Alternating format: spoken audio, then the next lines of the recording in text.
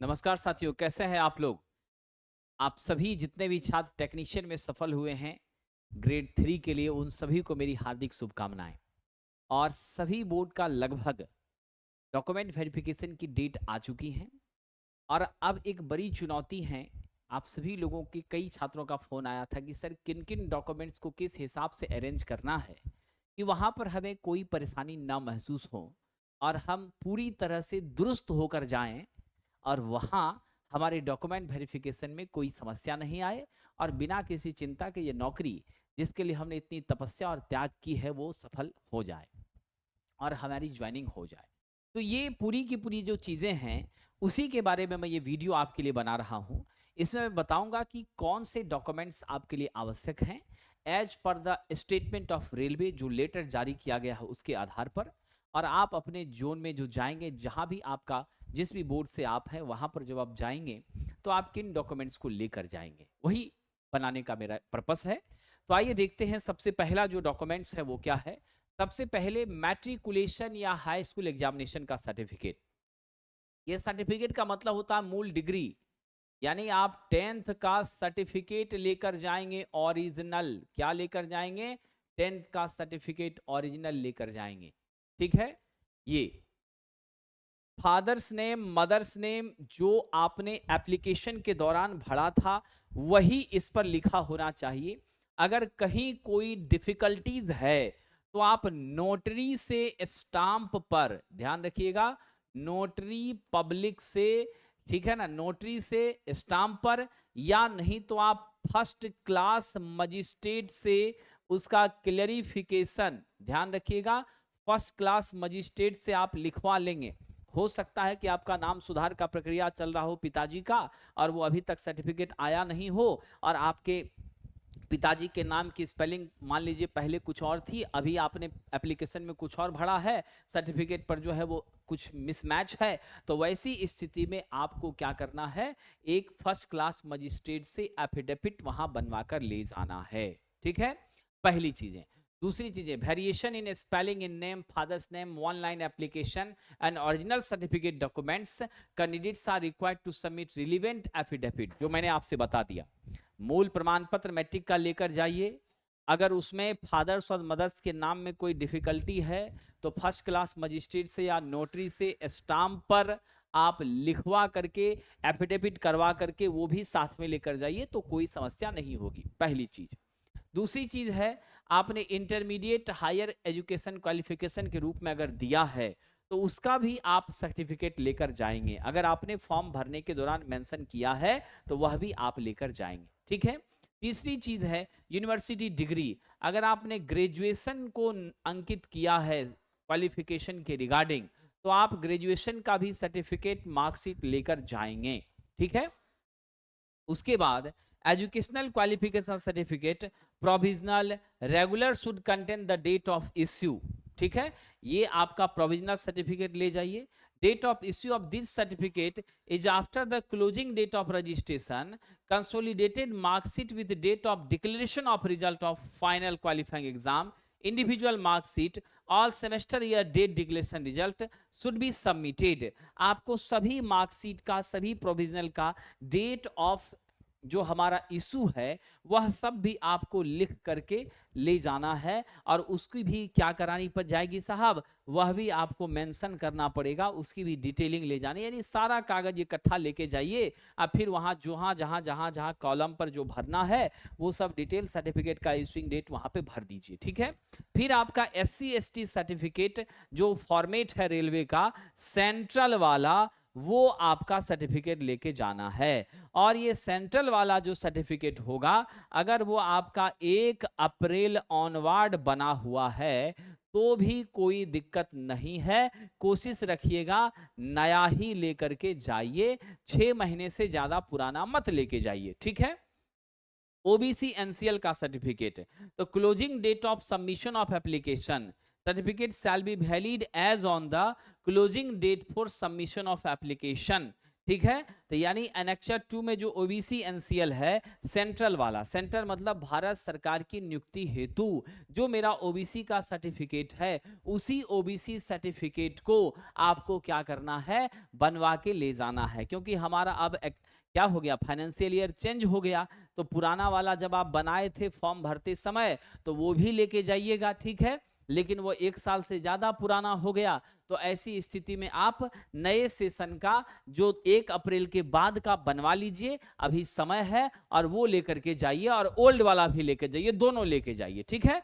चलिए, अब हमारा अगला इंफॉर्मेशन है, OBC NCL certificate valid as on the closing date for submission of application as per the CEN, मतलब सेंट्रल एम्प्लॉयमेंट नोटिस के आधार पर जो मेरा closing date of submission of application था, लास्ट डेट एप्लीकेशन के जमा करने का था, लास्ट डेट एप्लीकेशन जमा करने का जो था, उसके पहले का कंसीडर नहीं है, उसके बाद का जो है वही लेके चलना है। तो आप नया ही बना के जाइएगा, कोई दिक्कत नहीं है। उस समय भी बनाए थे तो वो लेके जाइए, नया लेके जाइए, दोनों लेके जाइए, ठीक है।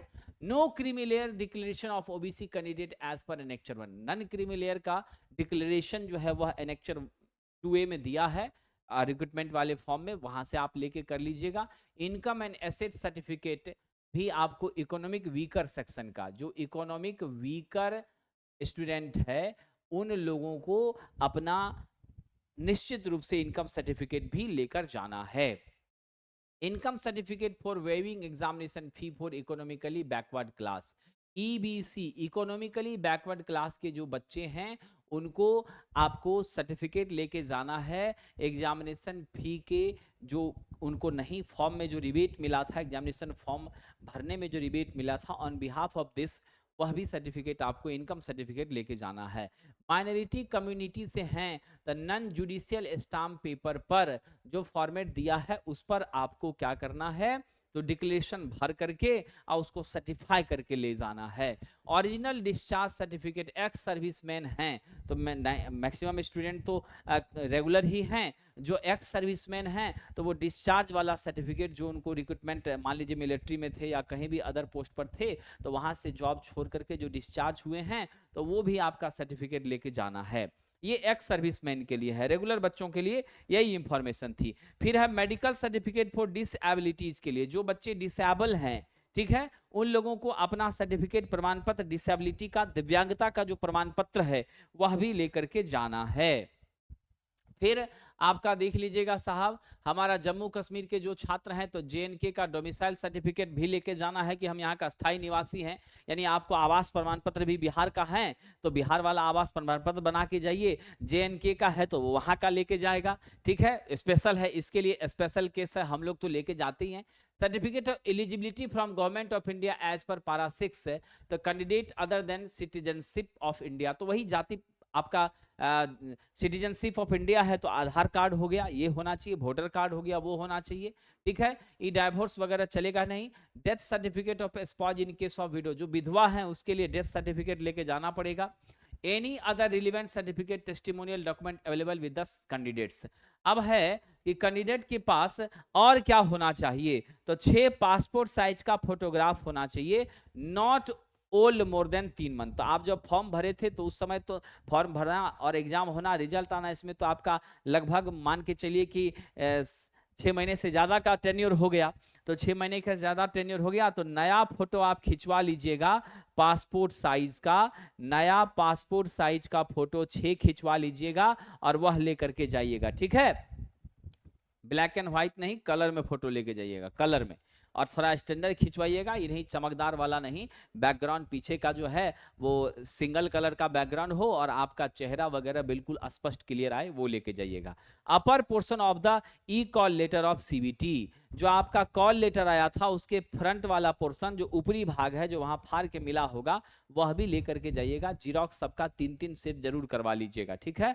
Photo copy of both side of Aadhaar card, Aadhaar card के दोनों तरफ के हिस्से का, जिसमें एड्रेस होता है, आपका नाम और आधार नंबर ये सब रहता है, डेट ऑफ बर्थ रहता है, तो दोनों का भी आप जीरोक्स लेके जाइएगा। ओरिजिनल आधार कार्ड भी लेके जाना है, ठीक है। उसके बाद साहब जी अब ये सब तो कंडीशन है कि अगर आप ये सब सर्टिफिकेट प्रोड्यूस करने में वहां फेल हो जाते हैं तो वैसी स्थिति में फिर आपको क्या किया जाएगा, पनिश किया जाएगा, डिबार्ड कर दिया जाएगा आगे के किसी भी रेलवे के अपॉइंटमेंट से, और आपके ऊपर लीगल एक्शन भी लिया जाएगा। ये भी बातें की जा रही हैं। SC ST के जो कैंडिडेट हैं उसको फ्री ट्रैवल का जो अलाउंसेस मिला है, तो उसके लिए RRB का जो डॉक्यूमेंट वेरिफिकेशन प्रोसेस होगा, तो ऑथोराइज रेलवे स्टाफ जिसके साथ वो ट्रैवल कर रहा है तो उसका भी मोहर सिग्नेचर उस पर लगा करके वो लेके जाएगा। मेडिकल एग्जामिनेशन की बात हो रही है, document verification duly paying RS 24 towards medical examination फी।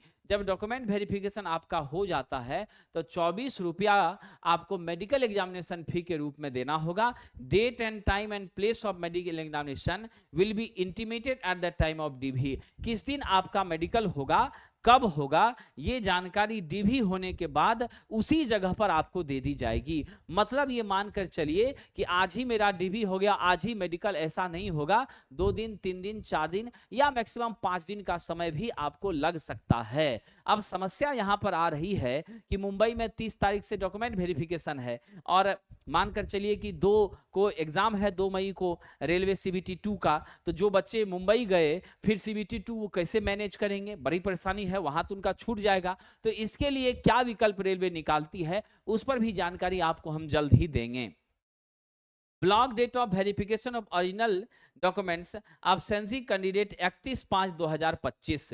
जो ब्लॉक डेट है वो 31/5/2025 है कि अंत में अगर आप अभी नहीं शामिल हो पाए किसी कारणवश तो 31 मई 2025 तक आप लास्ट डेट पर आकर के अपना डॉक्यूमेंट वेरिफिकेशन करवा सकते हैं। It must be noted that failure to report for the document verification on the schedule date block date will be tantamount to reject of candidature. अगर ब्लॉक डेट जो है या आपके कैंडिडेचर का, आपके चयन का होना, आपका चयनित होने का अंतिम डेट है, उसके बाद आपको रिफ्यूज कर दिया जाएगा, फिर रेलवे आप पर कोई विचार नहीं करेगी। ठीक है, स्पेशल नोट दिया है, addition to complying with the above required documents advise to upload colour scan image of the document and photo and signature in RRB document verification portal. आप अपना सब चीज क्या करिए, कलर में स्कैन करके ये हमारा RRB का https:/ir.gov.in